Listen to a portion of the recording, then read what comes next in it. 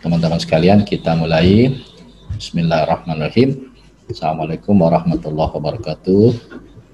Selamat pagi untuk kita semua.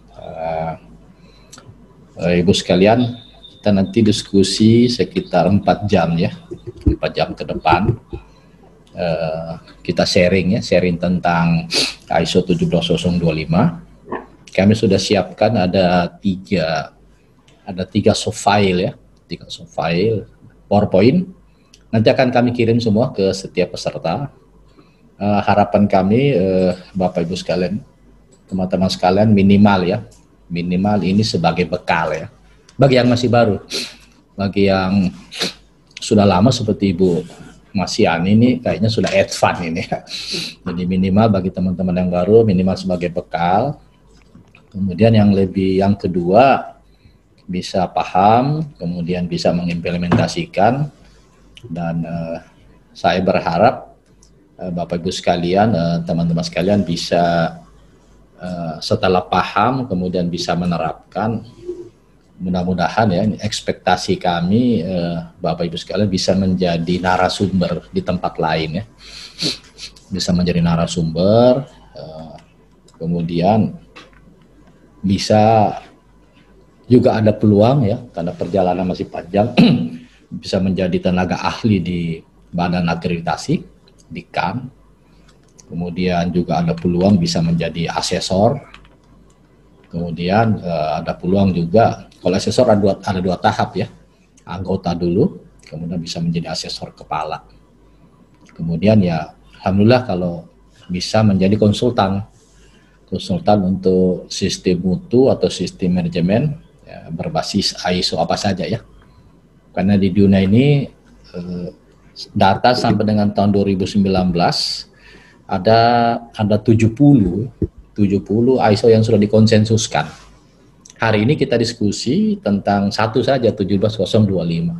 Jadi banyak ya, banyak peluang. Apalagi sekarang di tensi ekonomi yang semakin tinggi ya, artinya semakin berat, semakin keras,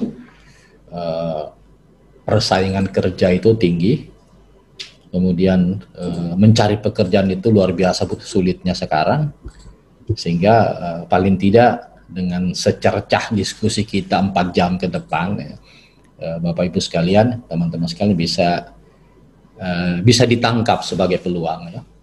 Peluang untuk yang tadi, untuk menciptakan pekerjaan. Jadi Anda sekalian sangat banyak peluang untuk menjadi konsultan ya. Konsultan seperti saya ya.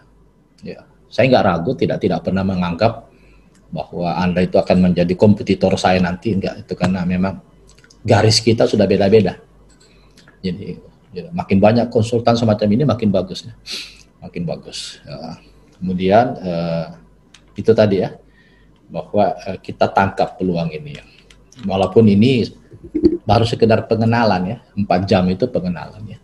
Tapi dengan 3 bekal tadi nanti ya, ada 3 soft file, juga nanti bekal-bekal yang lain kalau diperlukan nanti kami nggak keberatan untuk dikasih ya. Ya itu sekedar pengantar Bapak Ibu sekalian. Kemudian ISO itu bukan singkatan ya, tapi semacam terminologi, International Organization for Standardization ya. Jadi organisasi internasional untuk membuat suatu standar ya. ISO bukan ISO ya. Kan kami masih sering mendengar ISO itu ya bahasa Jawa. ISO raiso pokoknya ISO itu orang Jawa. ISO ya. ISO itu the International Organization for Standardization ya. Organisasi internasional untuk menstandarkan sesuatu ya. Untuk menstandarkan sesuatu melalui forum konsensus yang bersifat volunteer. Nah ini kita paham dulu ini istilahnya bahasa kasarnya itu ISO ini binatang apa ya. Jadi kita tahu dulu wujudnya sesuatunya itu kita tahu dulu. Jadi adalah organisasi internasional untuk membuat standar melalui forum konsensus yang bersifat volunteer. Nah sekarang kita sudah bisa lihat dari sisi penggunaannya, ya. Jadi dia sifatnya volunteer, sukarela. Ini bukan mandatori ya. Kalau mandatori itu wajib. Ya, dia sifat volunteer. Nah, kemudian kalau kita kritisi, loh, kenapa kok di seluruh dunia ya? Seluruh dunia orang kok pada berkejar-kejaran jadi ISO ya. Berkejar mau jadi apa saja, jadi pelaku apa jadi apa namanya? Terutama jadi subjek ya. Kayak saya ini konsultan ini subjek. Ya. Kenapa kok orang berkejar-kejaran? Yang pertama karena pelanggan atau calon pelanggan mempersyaratkan ya. Walaupun kita tahu bahwa ini sifatnya volunteer. Ya, pemahaman sederhananya saya akan menggunakan jasa laboratorium Anda bila mana sudah mendapatkan pengakuan kompetensi. Ya. Nah, pengakuan kompetensi ini ya diwujudkan dalam satu lembar sertifikat.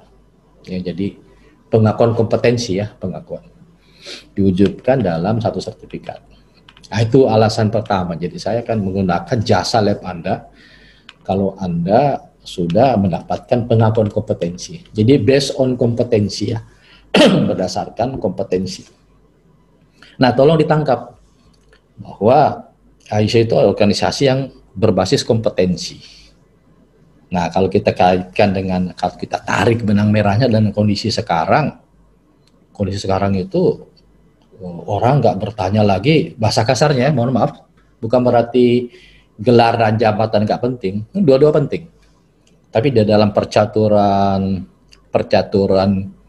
apa ya, profesionalisme yang bersifat global, orang nggak berpikir ini yang paling fundamental adalah tentang kompetensi. Nah, inilah semangat ISO, ya. Jadi alasan pertama karena pelanggan itu mempersyaratkan. Nah, ini seakan-akan mewajibkan ya. Mewajibkan diri kita kalau jasa ini mau kita jual. Ya, ini kan jasa laboratorium ya, mau kita jual. ISO itu bisnis ya. Nah, alasan kedua karena ISO ini merupakan salah satu instrumen bisnis ya. Salah satu instrumen bisnis. Nah, bisnis saja tentu kita udah paham. Bisnis itu bermuara kepada customer satisfaction, kepuasan pelanggan ya. Dia bermuara. Apa saja? Kalau Anda menjalankan satu bisnis jasa atau barang, ya mungkin ini harusnya ini benar-benar dari bawah sadar kita harus kita angkat ke permukaan bahwa number one adalah customer satisfaction.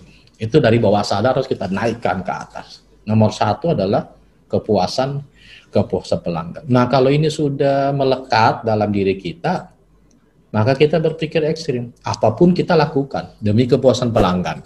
Nah, berarti kan pengorbanan. Ya, apapun akan kita lakukan. Itu alasan kedua. Jadi memang untuk keperluan bisnis. Ya, kemudian alasan ketiga untuk keperluan para pengambil kebijakan, ya, pengambil kebijakan. Contoh saja ada undang-undang di Indonesia, ya. Waktu saya masih belum pensiun dulu di PNS ya. Saya 2003 mengajukan pensiun dini. Itu saya termasuk salah seorang tim yang menyusun rancangan undang-undang tentang lingkungan hidup. Karena saya lama bekerja di Kementerian Lingkungan Hidup. Nah, salah satu pasal di undang-undang itu sampai sekarang masih berlaku bahwa laboratorium yang akan ditunjuk untuk memantau kualitas lingkungan hidup adalah laboratorium yang sudah terakreditasi. Nah, ini kan berarti kewajiban dari para pengambil kebijakan.